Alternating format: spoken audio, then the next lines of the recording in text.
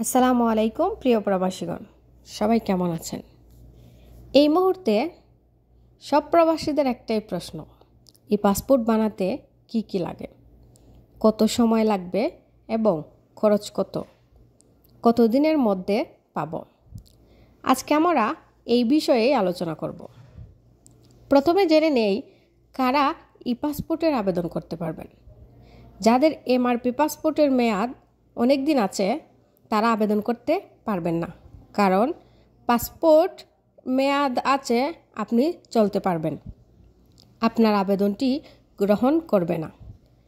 যারা এখনও অ্যানালগে আছেন, হাতে লেখা পাসপোর্টের পর আর কোনো পাসপোর্ট বানাননি, অর্থাৎ এমআরপি পাসপোর্ট বানাননি, তারা আপাতত আবেদন করার সুযোগ পাবেন না।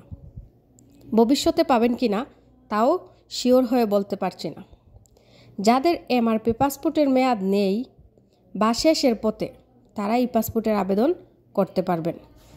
যাদের ই পাসপোর্টের মেয়াদ শেষের পথে এবং যাদের ই পাসপোর্ট হারিয়ে গেছে, তারা ই পাসপোর্টের জন্য আবেদন করতে পারবেন।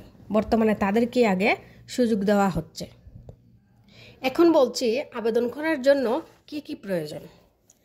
আবেদনকে দুই ভাগে ভাগ করা হয়েছে। একটা হচ্ছে ভোটার আইডি কার্ড দিয়ে আবেদন করতে পারবেন এবং জন্ম নিবন্ধন দিয়ে আবেদন করতে পারবেন। যারা এমআরপি পাসপোর্ট করেছিলেন আইডি কার্ড দিয়ে, তাদের ক্ষেত্রে এখন ই পাসপোর্ট করতে গেলে আইডি কার্ডের প্রয়োজন হবে। আপনি আইডি কার্ড দিয়ে ই পাসপোর্টের জন্য আবেদন করতে পারবেন।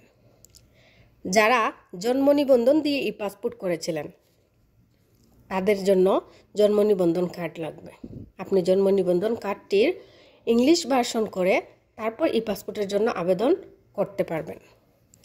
অর্থাৎ পূর্বে আপনি যদি এনআইডি কার্ড দিয়ে এমআরপি পাসপোর্ট করে থাকেন, তাহলে এখনও এনআইডি কার্ড দিয়ে ই পাসপোর্ট করতে পারবেন। আর যদি পূর্বে জন্ম নিবন্ধন কার্ড দিয়ে করে থাকেন, তাহলে এখনও জন্ম নিবন্ধন কার্ড দিয়ে ই পাসপোর্টের আবেদন করতে পারবেন, তাতে কোনো সমস্যা হবে না। অন্যান্য কাগজের মধ্যে হয়তো আপনার ছবির প্রয়োজন হতে পারে, সাথে রাখবেন। যদি প্রয়োজন হয় তাহলে তো দিতে পারবেন, যদি প্রয়োজন না হয় তাহলে তো আর আপনার ছবি আপনার কাছে রেখে দিতে পারবেন। এবার বলছি সময়। দূতাবাস থেকে যেটা জানানো হয়েছে, 1 মাস সময় লাগবে। 1 মাস সময়ের ভিতরে তারা এই পাসপোর্ট দিবে বলে জানিয়েছে। তারপরেও আপনি 15 থেকে 20 দিন হাতে রাখবেন। যদি আপনার পাসপোর্টের মেয়াদ প্রায় শেষের পথে হয়, ধরুন আপনার 2 মাস বাকি আছে, তাহলেই আপনি আবেদনটা করে ফেলবেন। তাতে আপনারই ভালো হবে, কারণ পাসপোর্ট শেষ হওয়ার আগে আপনি ই পাসপোর্ট পেয়ে যাবেন। আপনি চাইলে আর্জেন্ট পাসপোর্টও করতে পারবেন। সে বিষয়ে বিস্তারিত জানিয়ে আমি আরও একটা ভিডিও আপলোড করব। ধন্যবাদ সবাইকে ভিডিওটি দেখার জন্য। ভিডিওটি শেয়ার করে আমাদের